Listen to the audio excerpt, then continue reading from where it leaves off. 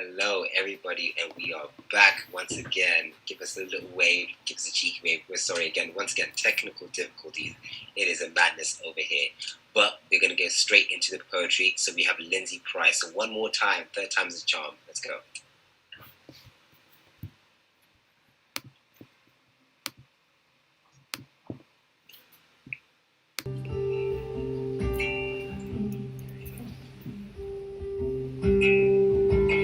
Have you ever loved someone so much you let them leave? Let them decide to step out of your life ever so seamlessly. I wish I could quote Emily Dickinson and say I wish you were kind to see, but like leather and teeth, some things in this world just aren't meant to be that sweet. Ultimately, we're both worthy of being loved properly, but I'll tell you this. You could have had all of my poetry. For now, I'm howling with wine in your blood and a full moon in your heartbeat. In many ways, I feel like you saw the woman I could be, but we're on different pages, books, bookcases, even different libraries. I'm a man in the sky, and you're 1,000 feet deep. And to be honest, we're just superheroes with a lot of anxiety, so it's time to move on. Take advice from the animal kingdom, and it's not the next to be young who won't make it. Because our situation is certainly not a time for us to be squeamish. So today I took a breath. Today I talked to my ghosts. Today I talked an exorcism on the very depths of my soul, but because of you, I'm learning to leave myself love notes. Because of you, I no longer see my body as a hand grenade. Despite the fire that's in your eyes, you taught me to feel safe. To move forward, I'd say to you, get your hands dirty with life and consume more of the things that fill you.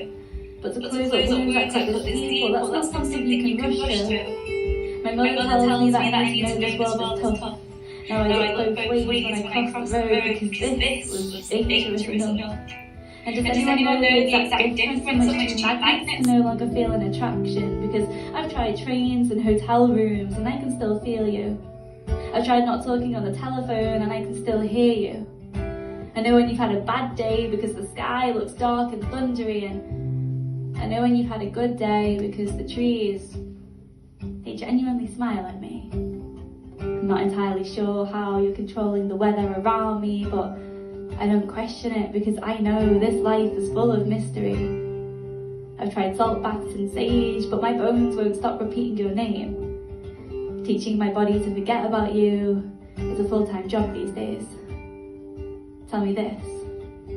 Does your car sometimes circle my house the way my thoughts trace the outline of your name? Does your finger hover over the bell the way mine hovers over deleting your name from my phone book? When you give in and drive back home, tell me, darling, do you feel lonesome? Last night I went to bed with artificial feelings. Woke up with a Coca-Cola heart, but despite me lying to myself, the truth is that I love you. And I'm sorry if it seemed like I forgot. For now, I want to say goodbye in the sweetest way because I can be good at staying gone.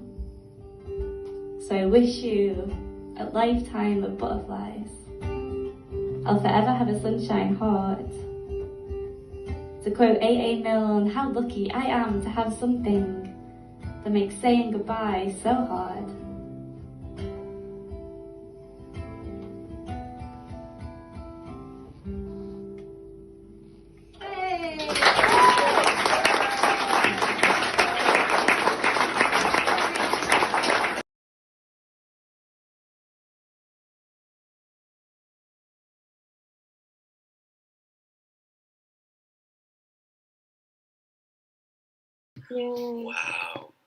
Wow. I think one of the lines that I loved was like about the magnets. Like, can you someone tell me the distance between like when the magnet stops having attraction? Because I can still feel you. Like, wow. Yeah, that really hit. You should have started hyped because that's insane. Yeah. That was really beautiful there, and it was really nice to have the music there. The video was really nice. That looks a very like sweet place to watch poetry. I want to know what that is. Nice. So good. I like the little mic drop that she did in reference to her poetry. You could have had all my poetry. Like, who doesn't want, poetry written to them? Come on now. Oh my gosh. Yeah, and I feel like anyone who's with a poet, they should start questioning if they've been they should start questioning their relationship if they've never received the poem. Not one. Yeah, I'd be very upset right now if I were you. But you know what? That was amazing. Thank you so much, Lindsay Price. Now we're going to go on to our second poet, who's cleverly named Satirical Poet. Oh, domineering headed Dom, where did our friendship go so wrong? Do you remember when you drove all the way to Barnard Castle and then swore blind to the public this was all part and parcel of normal eye test procedure? You gave that story to the media in my own backyard, there among my roses. God, now it's hard that it's you who proposes to hang me out to dry, when was it not I who stood by you in that lie? Funny how it ends. We were such good friends. Brexit brothers, get it done lovers, painting random figures on the sides of buses and doing so many other things which nobody discusses. Last week I won a by-election from the Redwall Labour section we always thought was out of reach. I thought life was a beach, then big bad Dom, like the 80s bleach, came and took me to the cleaners. Is there anything as mean as a friend who smears your name? And suddenly I'm seen as the only one to blame, but what's his game? It's certainly not Dom Jolly to compare me to a trolley. Careering this way and that as I move down the aisle, that doesn't seem at all my flip-flopping style. And lions led by donkeys is a metaphor so vile that I won't even treat it to a trademark denial. And I also won't deny, though I might as well try, that I did say that thing about bodies piling high. But what about Dom using the word shit? I find swearing wearing. It displays a lack of wit, not to mention the adverb terrifyingly really doesn't fit as a description for my cabinet and the people found in it. Yes, Shaps is a little shaky and Gove's a byword for slime, and Pretty's got that sort of voice that makes you long for the days of mime. Williamson is, well, Williamson. He's not exactly blessed, and 100,000 Hancock got a little test obsessed. But to label them obscenely seems to me unseemly, and really as a team we did all try our best. Did you see old Dom praise Rishi, and there was also praise for Rab? And what did you make of his chest hair and that crumpled white shirt garb? I thought he looked a little shoddy, and his tone was somewhat ploddy, and his shining pate's not a patch on my blonde and tousled thatch.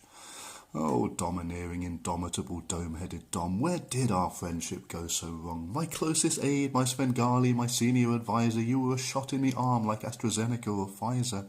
And now you say you always simply thought I was a clown, and in Wednesday's committee meeting you tried your best to bring me down for unnecessary deaths and constant delays, and for screwing things up in monumental ways, for overseeing meetings in a state of malaise.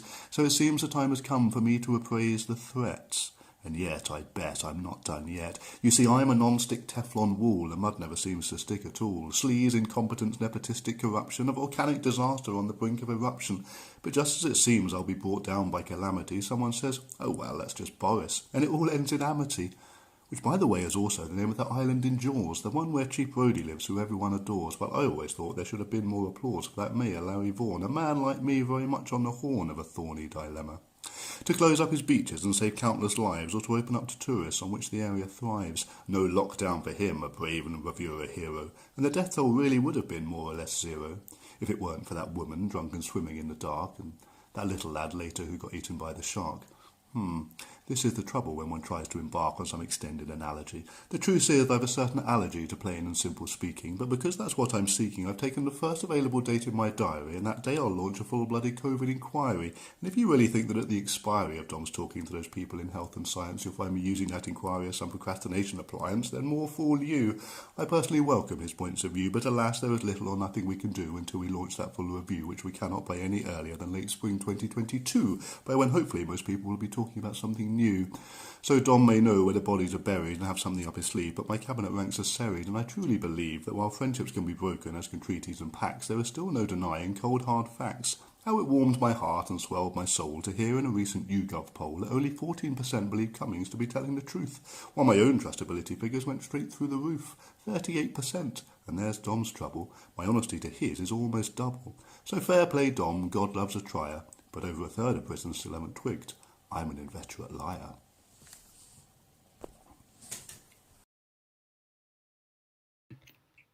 Yeah. No, your face. Explain it, go. It's just so good. Like, he's so lyrical, and his expressions and his accent, and oh gosh, the narrative as well. It's just so good. Yeah, that was really good. It like really took you on a journey. Yeah, just wonderful. We'd like to hear it again already. Yeah, love it. You know what I loved, right? his voice. I don't know if that's like a put-on voice, but it just sounded so good for the actual poem. But it also sounded like Boris himself, and I was like, hold on, hold on, is he doing this? Like, I wonder if that's his actual voice, or or he should like narrate audiobooks if that is.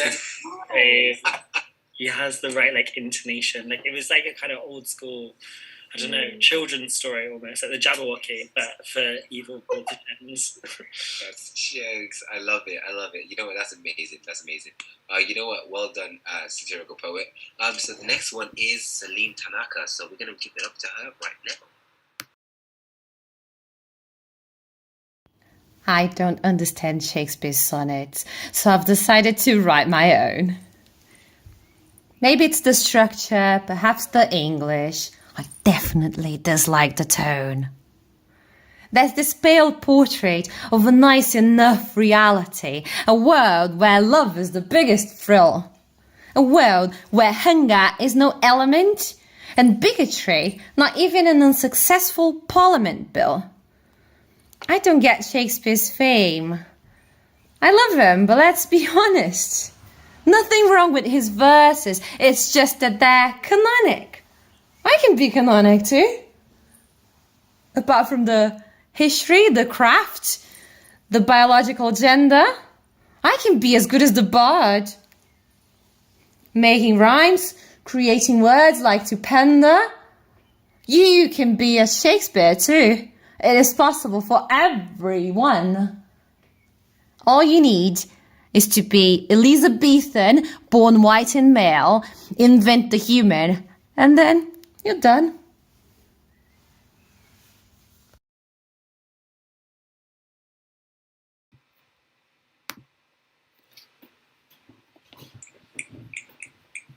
I love the sass in it. What did you guys think? Mad. It's because like she goes straight for the jugular. She's like, I don't like Shakespeare. Sorry. I'm like, whoa, explain, sis. And she did. And she did. I love the way she gets up in like in people's face, like in the camera's face, like, listen, I don't like you. That's it. She's like, It was like a kind of like posthumous diss track. Like she was like, I'm gonna go in and Shakespeare's gonna hear it somehow. He's going to hear this. He's gonna hear it from beyond the grave. That's how serious it was. Yeah. I love it. And low-key, I loved her glasses. Like, she reminded me of, like, is it Edna from The Incredibles? Yeah. The glasses. Yeah. We love it. No, that was an amazing poem. So now we actually go to Garrick Hennessy. Hennessy.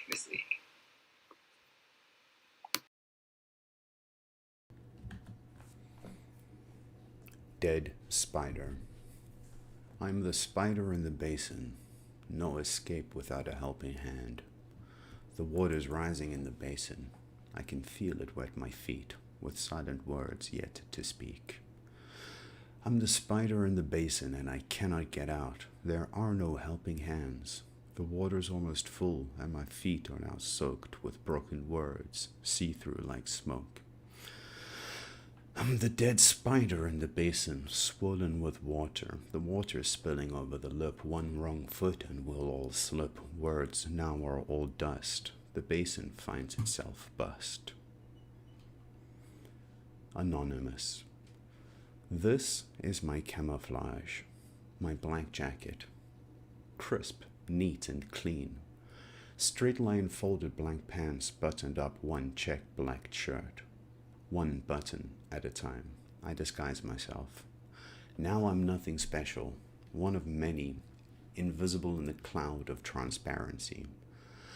I see through my train door, speeding by, reflection white light lasers speeding through on towards their destination, gray and anonymous like morning's dusk cloud wrapped anti-rainbow. I'm one of those with the cold-eyed stare, the look of the defeated, the knowledge that this is all that's left for day to day to the rest of tomorrow, cursed to stare that dream-drained face through and through. The billboard.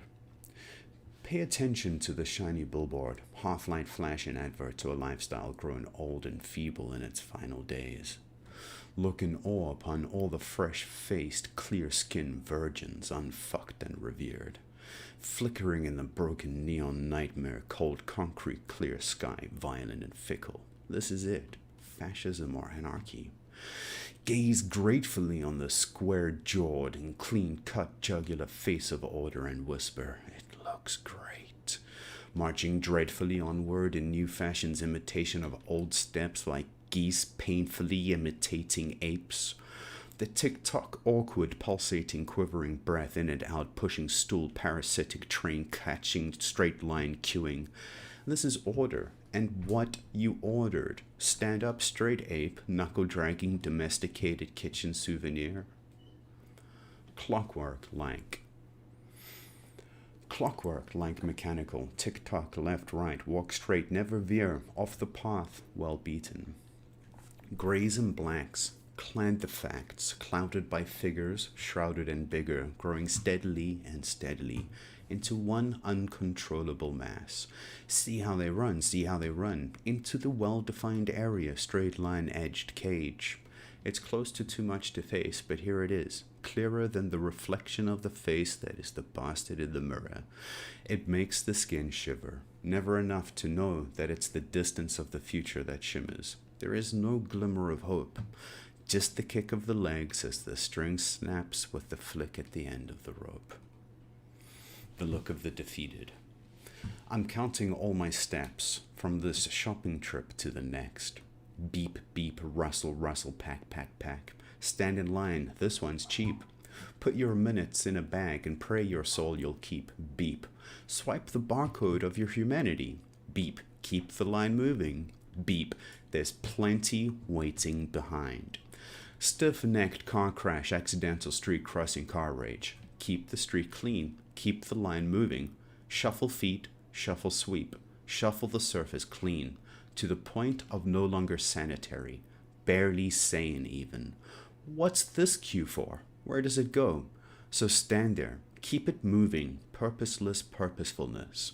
Count your steps from this shop to the next. Put your life in a bag and take it home with all the rest.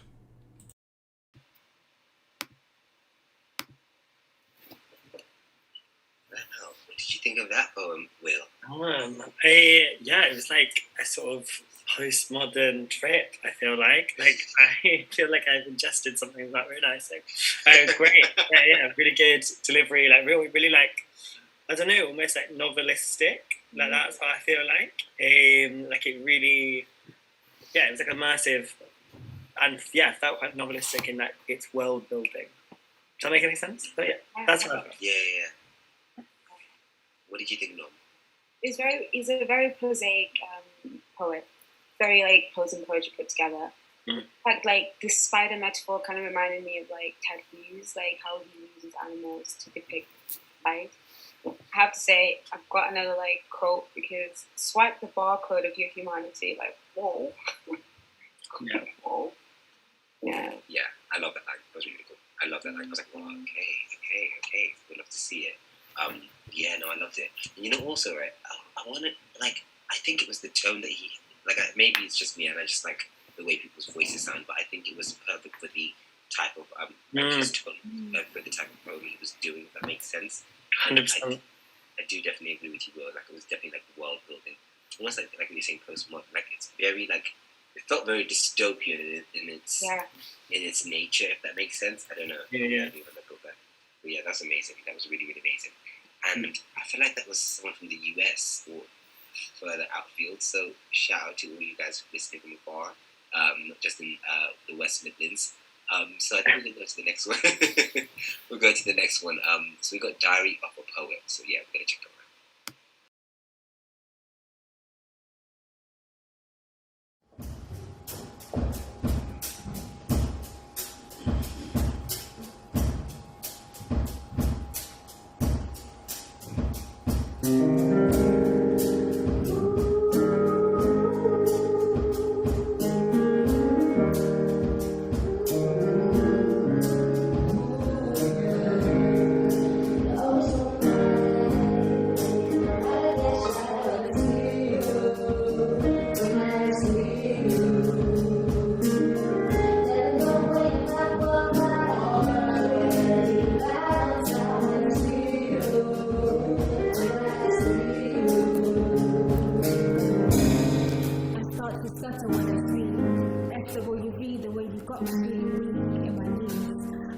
words, I can hardly speak. It's magical like these. I care for you with ease, you see. I loved you for a decade. Now you're back in my life, I'm catching feelings like when Bruno Mars was catching grenades. And I hate that I feel this way, which is ironic because I love that I feel this way. Where is the logic? And I wonder if you feel the same. Can you relate? See, I just had to slide back in your DMs. I miss the days where we would speak from A and straight to P. I get so nervous every time I go to see him. Even if we're chilling, I just tell you the experience. We are built strong, we are Colosseum. We've got so much history, our love is a museum. You should be a union, and I will never leave like Britain leaving European. I just use my mind when I see you. Baby, every time I see you, You're always on my mind. you're always on my mind. Around the get shy when I see you. When I see you, When I see you. when I see you. Never know where you might walk by. But no, I gotta be right on time when I see you. When I see you. I even have your name saved with a cute little emoji right next to your name. Is that strange? I don't know. I can only hope you feel the same. I can only hope you put your trust in me again. You see, we have a great connection. We're like EE. You feel like home, that's why I call so much. You got me feeling like I'm ET. And I don't even have to see you. I get nervous just thinking about what it's gonna be like when I see you. But when I see you, it's like watching a rainbow form right before my eyes. Each color perfectly and perfectly designed. Magistical creation, an intervention so divine. You're the best I ever had. You're the best I ever had. The best I And I'm the sun, your biggest sun. And I just lose my mind when I see you. every time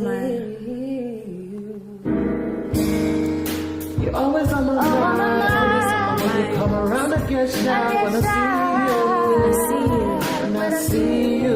when I see you. Never know when I might walk by. So I gotta be right on time when I see you.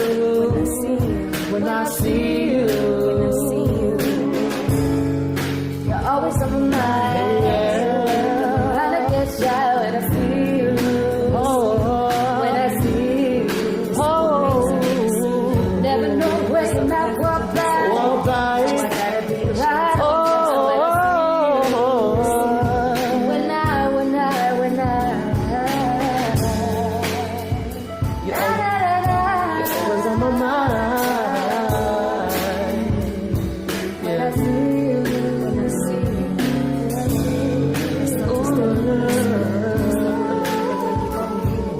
I see you. When I see you.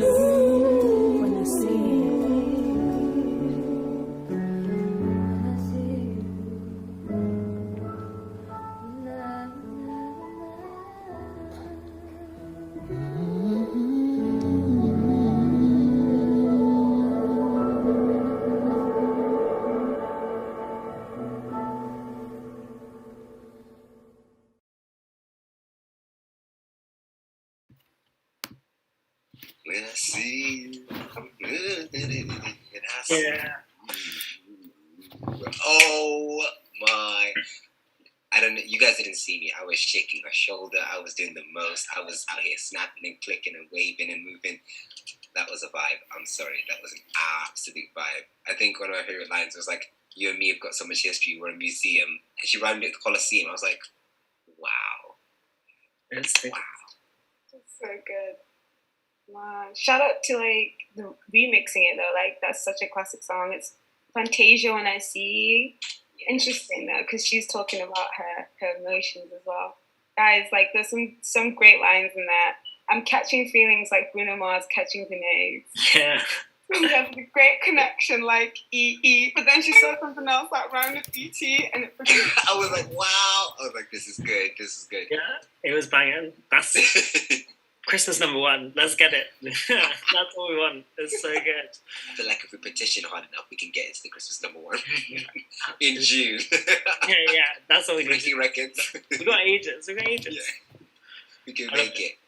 I love that. That was amazing, amazing stuff. Honestly, thank you so much, Diary of a Poet. I just want to also shout out in this little kind of interval break type thing that if you're watching us live, shout us out on Instagram, on Twitter. Let us know. We are Beat Freaks. We're at Beat Freaks. So that's BeatFreeks. That's Beat Freaks on Instagram and Twitter and even Facebook if you're on there too. So shout us out. We'd love to know where you're watching from. If you're a poet, please tag us in. Let us know. And also, can we get some of their Instagram handles down below? I know there's so many that we've already gone through. Satirical Poet, Celine Tanaka, Garrick Hennessy, Lindsay Price, and obviously Diary of a Poet. We'd love to connect, love to follow more, love to hear more. That was amazing. Would love a little lyrical, just a vibe. And shout out to every single backup dancer. I'll be finding out your name so I can book you for my wedding because that was it was beautiful. Now it's time for, I want to get this right, Otis Mensa. So it's up to y'all.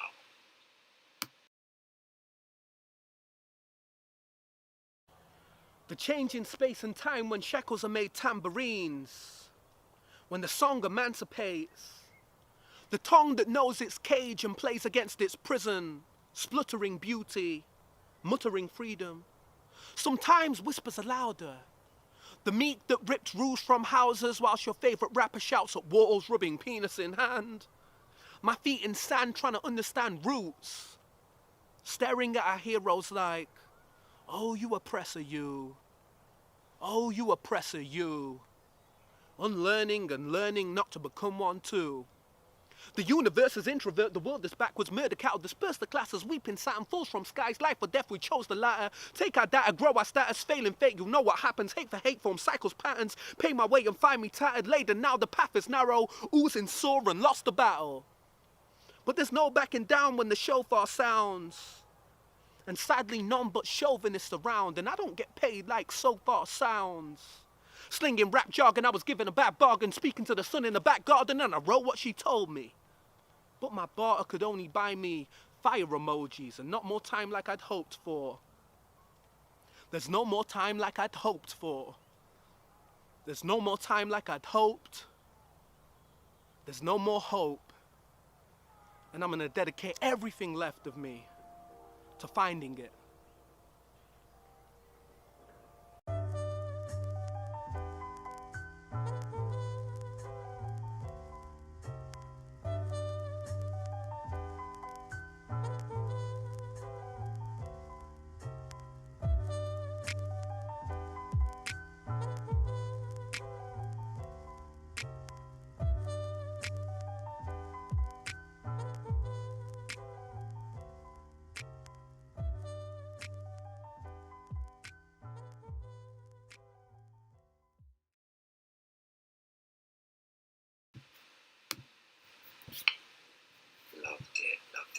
Loved it.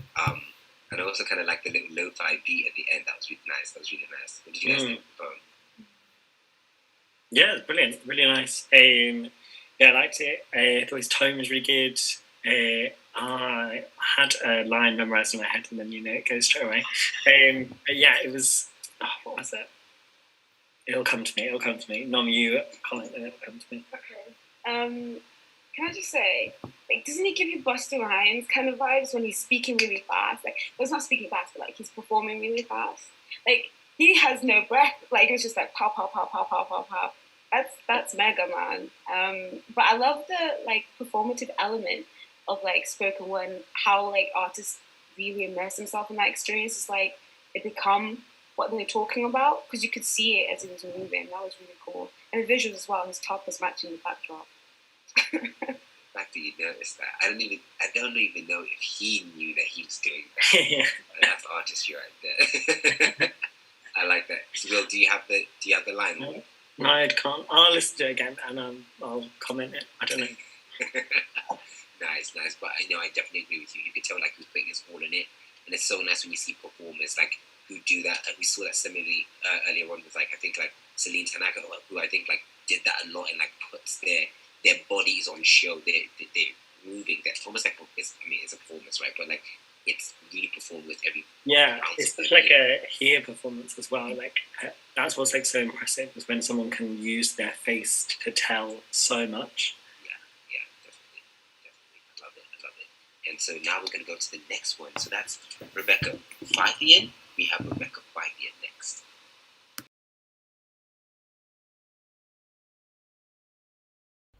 I dream of the day we can lie side by side in a way that releases the tension we hold on to from the modern world. I dream of the day we can lie under the stars with our hearts as full and calm as the steady sea, just be together. I dream of the day we'll float upward, momentarily suspended from earth, no gravity, just us and the crescent moon.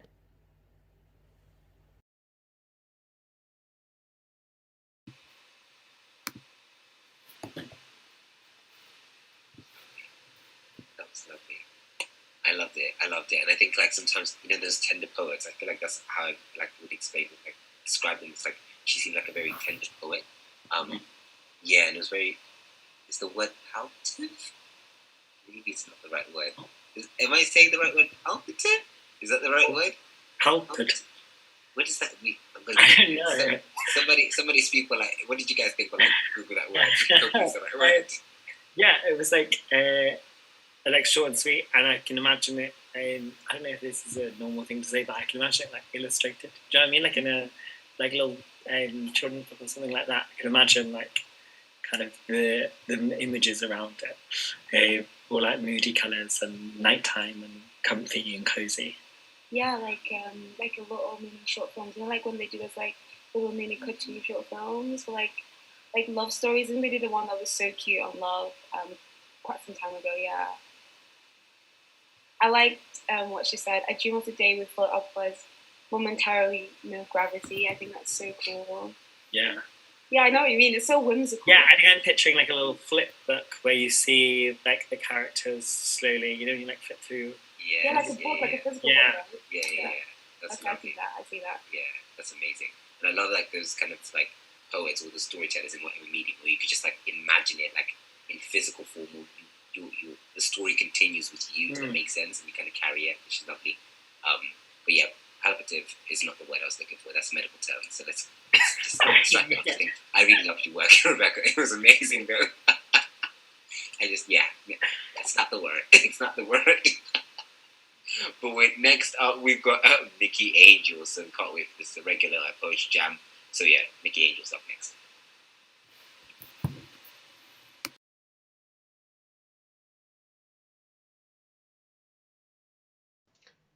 You are not a category.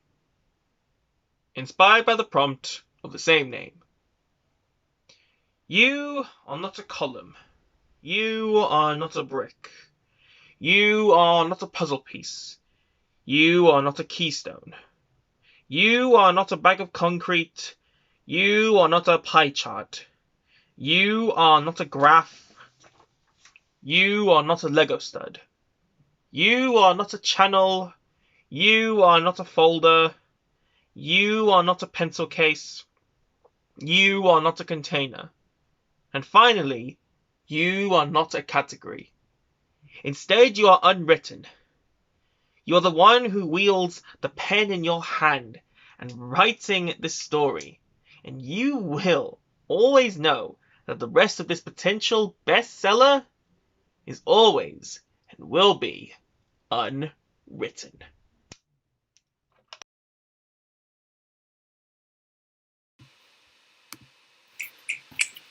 Yeah, she snaps. I love that. I feel like one of my favorite lines was it's the first line, and one of the last lines is like, "You're not a category." I think that in itself speaks so much, especially like everything that we're celebrating in this month, and just everything that we've gone through in the past year. I feel like there's been so many statistics going around about so many things, and it's just like it's nice to just hear that like you're not a category. Period. That's it. Yeah, absolutely, because it can feel like you are often in like contemporary life, and so I think that's a really nice reminder of just like humanity and that kind of being the central thing. Very powerful. No, I loved it. And I think like one of my lines was like he was talking about how you're not all these things. And it was like, Mickey Angel was like, instead you are unwritten. And one of the lines was like, you're the one who yields the pen in your hands, and you're able to. And then I loved it. I felt like the story's unwritten. But who else felt like they got? I mean, maybe it's just me. Got reminded of Natasha Bedingfield. Natasha Bedingfield. Yeah. I can't. No one can hear that word and not think. Just think. For real. Staring at the blank page before you. I'm like, oh, so good. Yeah. So good. Yeah, such a tune. It's such a tune. Okay, so the next one is our next poet is by the name of Ray Wright. So we're gonna check that poem out right now. This is a poem called Elevation Over Everything. I wanted doing things that are going to make me elevate, rise to the top. I'm ready to hop, skip and jump out of this pond. I'm a bigger fish, searching for a bigger dish. I've got a bigger wish, I'm crowded. By aspirations, I'm determined to reach. I've got mental notes. This is not a lesson a teacher could ever teach. They told us teamwork is key, but all I ever see is the M and the E. See, we may bleed the same, but I cut different. We may see the same, but my colours are brighter. My eyes are wider, I'm looking for a clearer view. So it's the inner essence, that super ego, that inner me, creates a whole new identity. I have origami for a heart. There's emotion in every fold, there's a slit in every crease, and every line tells a story. Every hole has that glory of knowing how I feel, hollow but deep, deep but hollow. My tears follow the sounds of an echoed heartbeat. Every breath gets trapped in the maze of my arteries and veins, stuck between the escaping and the escaped. But essentially, I'm only doing things that are going to make me elevate, rise to the top. I'm ready to hop, skip and jump out of this pond. I'm a bigger fish, searching for a bigger dish. I've got a bigger wish, I'm crowded. By aspirations, I'm determined to reach. I've got mental notes. This is not a lesson a teacher could ever teach. They told us teamwork is key, but all I ever see is the M and the E. If I ever cut you off, chances are you handing me that scissor. You left this to starve, you left this to wither. We may have the same roots, but we grew to be different trees, broader leaves. We attract different bees, different breeds of flowers. Our fruits are not the same. The wind cannot tame these branches. Nature cannot tame these thoughts. No heart can contain these feelings. No breathing can contain these nerves. Life goes on. Tables turn, bridges burn. You live and you learn. Sometimes it takes noise to appreciate the silence. And this world is deafening. This world is violent. And maybe you need to see that to understand it's best to vibe alone. And I may be only 17 years old, but I'm only doing things that are going to make me elevate, rise to the top. I'm ready to hop, skip and jump out of this pond. I'm a bigger fish, searching for a bigger dish. I've got a bigger wish, I'm crowded. By aspirations, I'm determined to reach. I've got mental notes. This is not a lesson a teacher could ever teach.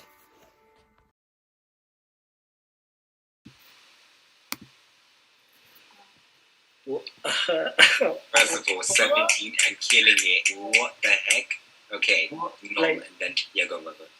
What? I mean, what? As if 17? That's crazy. Obviously, no one can see us during the poems, but there was one bit where Tatenda and I both were like, actually gasped. I just was, absolutely blown away. When she said, "If I ever cut you off, chances are you handed me that scissor." That line, I need it to be a caption. I need to be on T-shirts. I need to be on a mug. Everything. That is a beautiful line. That's so good. There were loads of lines like that. The refrain that she repeated a few times, that was beautiful. About teamwork, and then only seeing the M and the E, it just wow, came out blazing, really that level of kind of confident delivery is so impressive for someone, especially someone so young. Wow. What did you think? Definitely. I'm still stuck, guys, on some of the lines. It's so powerful. She's so lyrical, and it's great when somebody's lyrical, but also you can envision it in your head as well. I'm still stuck on origami for a heart. I'm still imagining that in my head. That's insane. That's insane. You know what? She reminds me of Maya Angelou's "Still I Rise." That repetition, like what you're talking about, that refrain, and then having like these insane metaphors in there. Like, whoa, she's talented. She got it. She's got it. Yeah, you're right. She got it. You know what? I feel like I was like, I'm just trying to figure out how trying to make it make sense. But yeah, no, like I think one of the things is like definitely the origami for heart. What does that mean? Like, let's expand on this. Like, what does that actually mean, guys? What do you think she meant by that? I mean, obviously the poems is one thing, but what was your interpretation of it? Yeah, so it's like, you know, to make something out of origami, it starts off like just a plain piece of paper, whatever you got, right? But then it's the folds that kind of shape that heart, or well, in this case, her heart, or that shape that shape. So it's like all of her experiences have kind of like shaped her heart. I think that's like an insane way of saying it, because so much goes into origami. You could get paper cuts. You could like there's just so much. Like it's mad to me. That's such a great way to say that. You know what? When you unfolded it, I was like, it's such a good. I didn't deep it the way you teach it. I was like, Mom, you've actually blown the case for me. Listen, Ray writes, yeah, you need to write my eulogy. That's what you need to write, my eulogy. The heck? I love that. I love it. Oh, I never even thought of it like that. Okay. But also, come on. Let's talk about... yeah, go on, Neil. No, I'm still... Like, I'm so many years older. And I'm like, oh no. It's over for me. Like, what's the point? I give up. You made her retire. But listen. We all can elevate. I want to know one thing that you want to do. She says, I'm only going to do things that make me elevate. Will, what if there's one thing? We all have to share one thing that's going to make us elevate. We have half the year done, by the way. Yeah, just getting through it, isn't it? Like, I mean, I feel like that's not, I mean, we can't all be Ray Wrights. That's not, some of us just got to be keeping other people, you know? I'm here so Ray Wrights can elevate. I love that. It's like, I'm just trying to live. I don't know my job. Yeah. I'm going to keep on trying to live. What about you, Noel? What did you got? What do you have? I just want to love more, spread more love, bring more light into the world, you know? Wow, that's amazing. Wow. And you just had that? I want to shake a leg this summer. I don't know when Boris is going to lock us down again. I want to enjoy the bestest of my life. Like, I want to like live the summer like it's a movie, and then I can be like, oh, the summer of 21, like 2021, like, and then I tell my kids, oh, that summer was wild and crazy. But I want to do it all. I want to do it all. So that's what I want to do. That's how I'm going to elevate is shaking the leg. But yeah, no, she just did amazing. Some of the most amazing lines, like it's best to vibe. It's best to vibe alone. I was like, okay, great, I'm done. You finished me. But yeah, no, we're gonna go to the next one, and that is Nathan Lunt. So Nathan Lunt is about to be our next poet.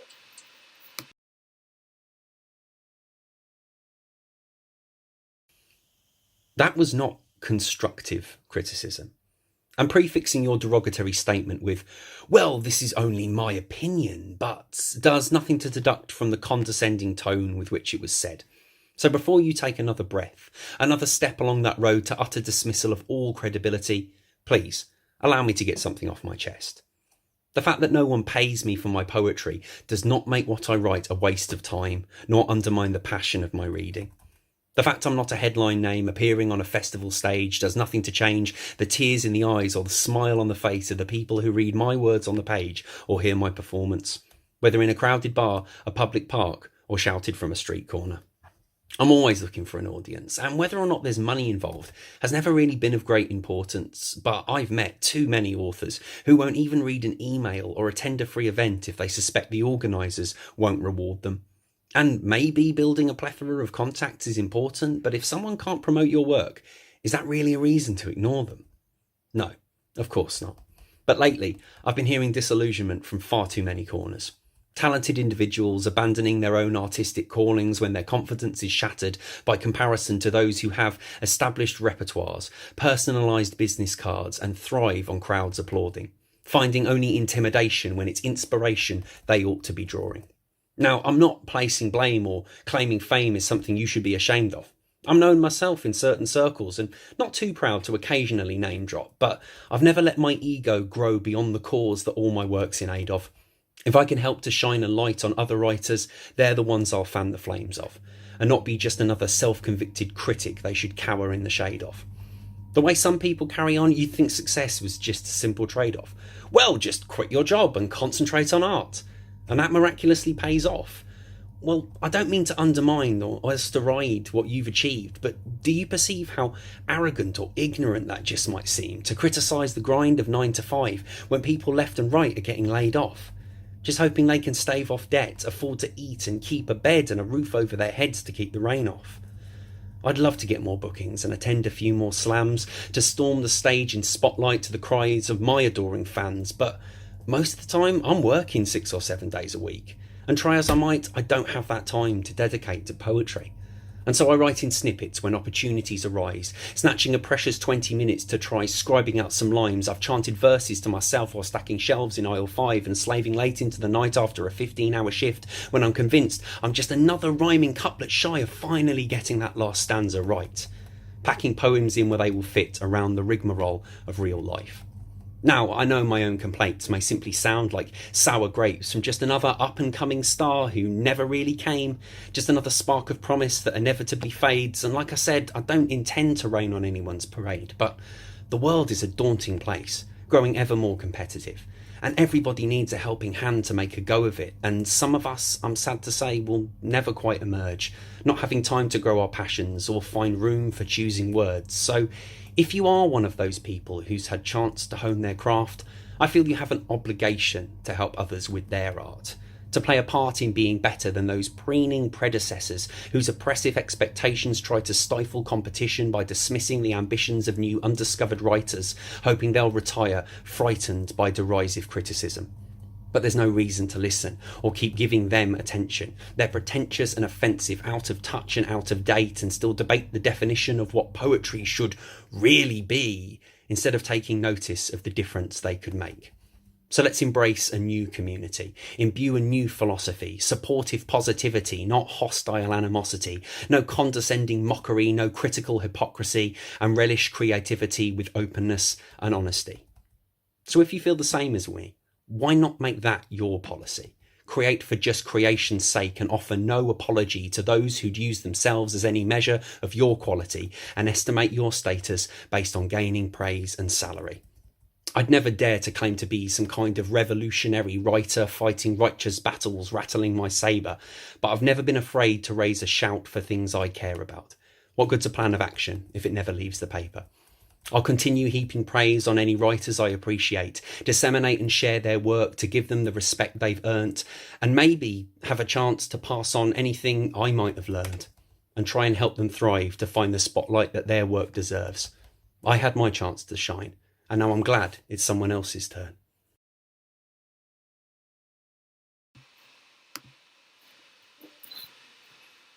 Respect. I loved it.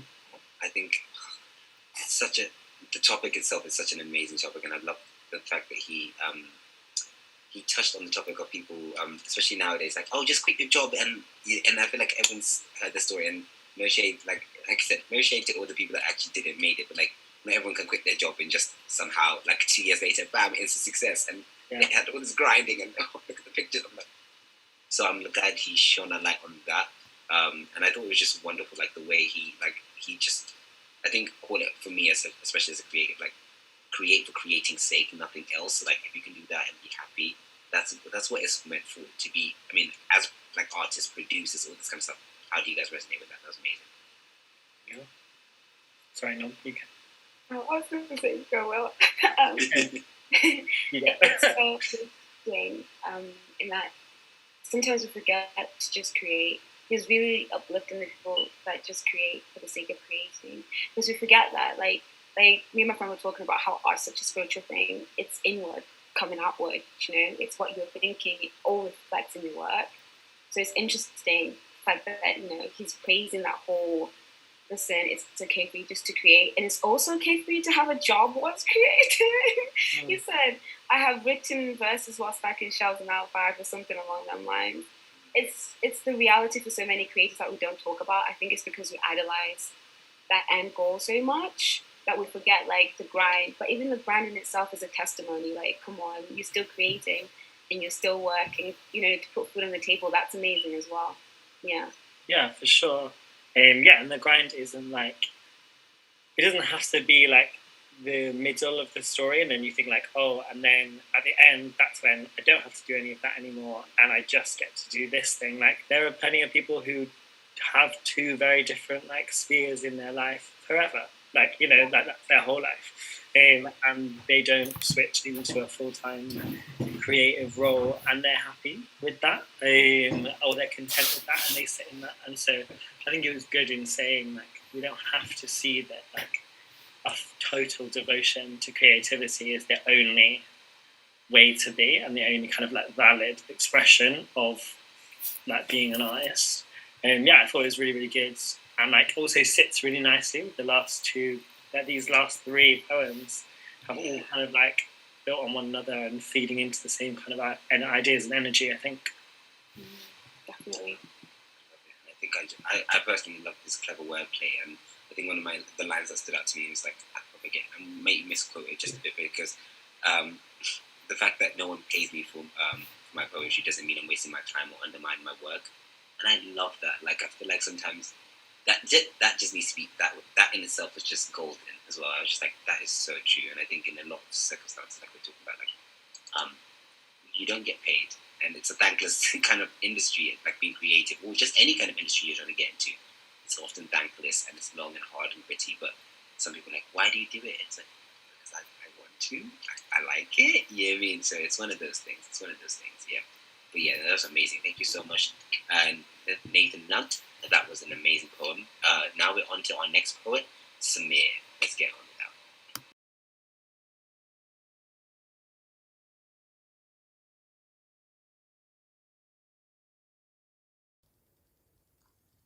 If the crown's too cracked, then the gang come, slaying every demon of the brain with their affirmations. Ain't the same without mates whose devotion is patient to guide our ghosts from their self-erasure. So good evening to the girls and the goths and the gays and the gamers and the gremlins. My G's. Good evening to the cool kids, the cute chaos demons, the soprano sonneteers sailing high seas.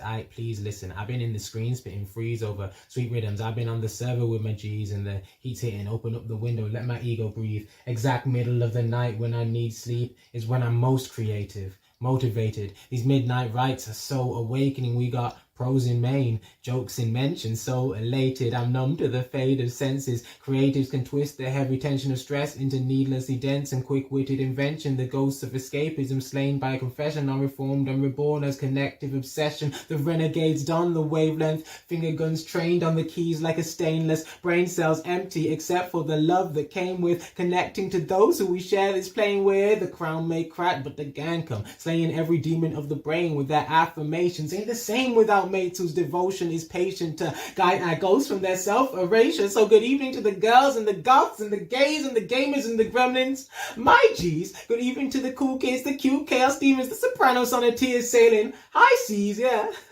I couldn't do this without you. I couldn't do this without you. I couldn't do this without you. I couldn't do this without you.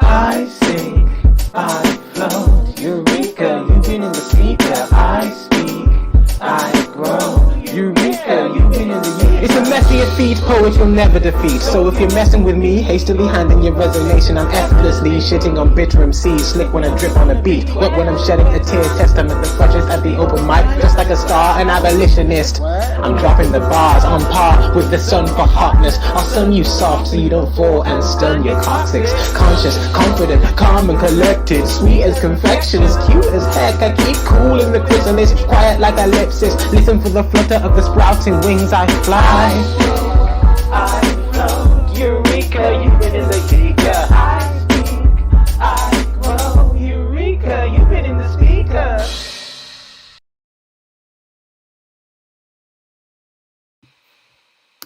I thought we were done, and he said no. I had a few more bars left. I don't think we're done yet.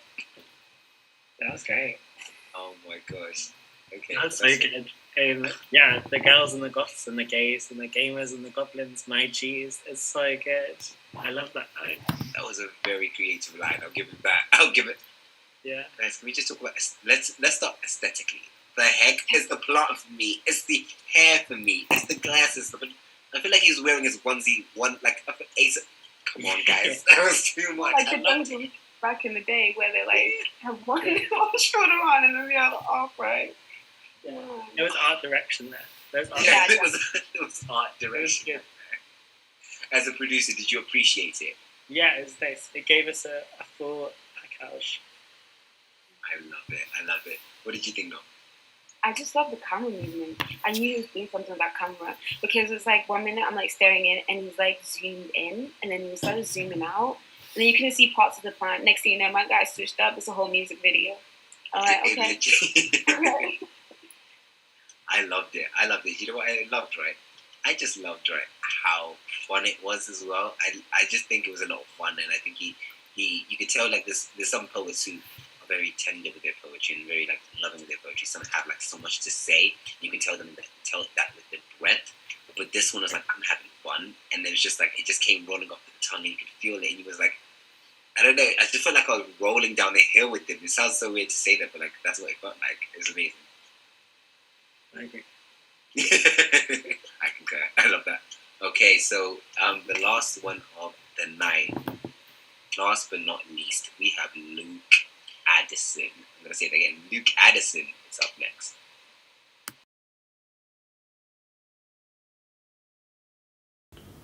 Each day she wakes him. Each day she wakes him, she'll say the same thing. It's me, your wife, Lynn. She sees he's trying, at least he might be. Beneath the crying, between the sighing, she seeks to find him. Behind his eyelids, alive with 5 kids, a wife of 45 years, she thought she might live a normal life with before this crisis. They called it Alzheimer's. She remembers the tension as they tried to present them with these lines and these charts and these guides for prevention.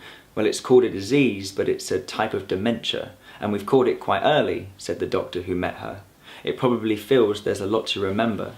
It's possible we've got till the end of December, so pop in next week to meet your dementia befriender. But that was all back in September before her panic attacks, and his hands had a tremor that suggests she relaxed and then she'd feel better. How she wished they were back when he first met her. How he fished as she sat writing him letters. How they kissed their first flat. How they braved through all weathers. But today his fists raised. Once again he forgets her. He's enraged, feeling strange. He's developed this temper. She remembers the first day that they came to the centre, deep in pain on his birthday, hesitating to enter. On the way heard a nurse say, that's the worst case on record. But oh, how his words stay in her brain as he led her. He'd say, it could be worse, hey, at least we're together. Though that was true at the time that he said it, what they'd go through would slowly develop. Misplacing shoes, phones, keys were never in their place. They had moved, but mostly the pressure. There was more to lose than simply possessions. She'd put up little clues in the kitchen and bedroom. You're Dave, you live here, you're 67.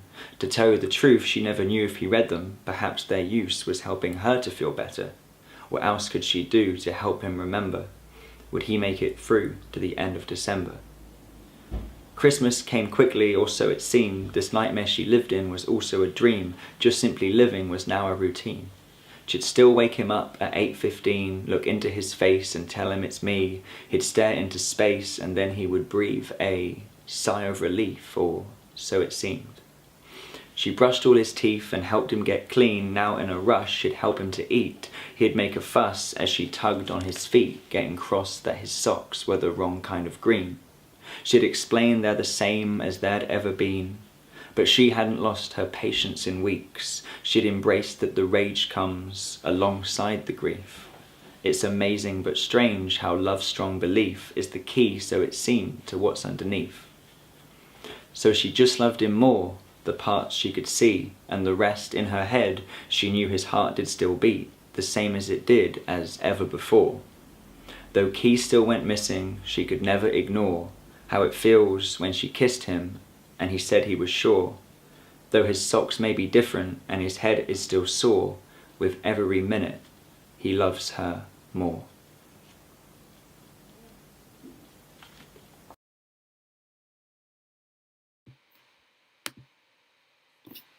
I loved it. I think it was a great tone to end the night. I love the way he was able to, I guess like almost like trail. And I think it's very hard to show passage of time. A lot of time in writing, maybe I find that different. Maybe it's just me, but like I find it very difficult to do that. And he did it so eloquently and so. I think the word was tenderly as well. I think that's the word I'm coming up with. Like, it was amazing. I do have to apologize because of the tech difficulties. The video did not rotate properly, but I kind of loved it either way. Like, it was amazing. But yeah, we do apologize and shout out to you once again. But that was an amazing poem. What did you guys think? Yeah, like so good. I think most of us know people or know of people who've been in that scenario or lived through that. And yeah, I just thought it was really beautifully written, really transporting. But yeah, it was really good. Really, really liked it. Very emotive as well. It gets you thinking as you're listening, and it takes you back to memories that you've shared or like things that you've seen as well. And I think he's really good at that. Is this a collection of poems, by the way? Has it got like a book? Because like the one prior was about taking care of a vulnerable person. So I'm intrigued to know if this is like his style or if it's like a collection of poems. I wonder. You know what, right? Luke, if you're in the comment section, let us know. And if there is a book, let us know where to get it, the link and everything. We're plugging you right now. If not, make it happen. It should be a collection. That's amazing. So that's amazing. The fact that clearly there's a style, there's a theme, and he's clearly well versed in communicating that, which is amazing. So yeah, that's amazing. Shout out to you. But ladies and gentlemen, boys and girls, children of all ages, it's time. Time is over. How quickly has that gone? How quickly has Poetry Jam gone today? So good. The canon, man. The talents. Oh man, who were your favorites tonight? Like, probably Ray writes, just because I'm going to be thinking about some of the lines, like days, maybe, and I want them on t-shirts and mug, and she should have merch. I'm ready to buy it. Yeah, like probably for me Ray writes, but they were all like really magnificent and like sat together nicely. Like I said, like there was a lot of variety in kind of the first half, and then the second half it felt like everyone was kind of building off one another, and then we ended with again a bit more variety. It was really good. I have favorites. It's just like it was such an immersive experience. Like what Will was saying, I resonate because it's like each one brought something different, and each one took you to a different journey. Like for real, you guys, not even some, all of you are talented. And if you're out there and you're scared of joining into Poetry Jam, just join in because you're probably like amazing. So yeah, because it's just a nice space, and they're so vulnerable with their work to share it at such a stage, and for it to be archived as well. Like, come on, guys, pick yourselves up. Amazing. I love that she plugged all of y'all and Poetry Jam all in one go. I love it, honestly. Yeah, no, I loved quite a few tonight. I loved Samir's, I loved Luke's, I loved the Mickey Angels, I loved I loved Otis's, I loved Nathan. I loved all of them, clearly. I was going to listen, I liked them all. I liked them all for different reasons. So yeah, an amazing job to all of you. Thank you guys so much for watching. Thank you so much for tuning in, staying with us, even with the technical difficulties and all the madness. You guys were with us the entire way through. So shout out to all of you. As you know, Poetry Jam is back next month, back and better than ever. And just like Nom said, if you are a poet, want to be a poet, spoken word or not, whatever you may be, if you have a lyrical bed underneath, an instrumental percussionist, if you're a clicker, tambourine, come and join and sign up. That will be out soon-ish. And you can follow us on Beatfreaks. That's BEATFREEKS. Ooh, I think I spelled that right? Yeah. I did that. I feel like I should be on the telemarketing ads. Like, guys, come and get it quick. But you know what? Thank you so much for coming. Any last remarks, you guys? No, just thank you. Yeah, thank you to everyone. It was really Good. I was about to swear then. I think it was really good. Yeah. Okay. All right. Thank you so much for everyone. I'll see you later. See you guys later. Goodbye. See you later. Bye.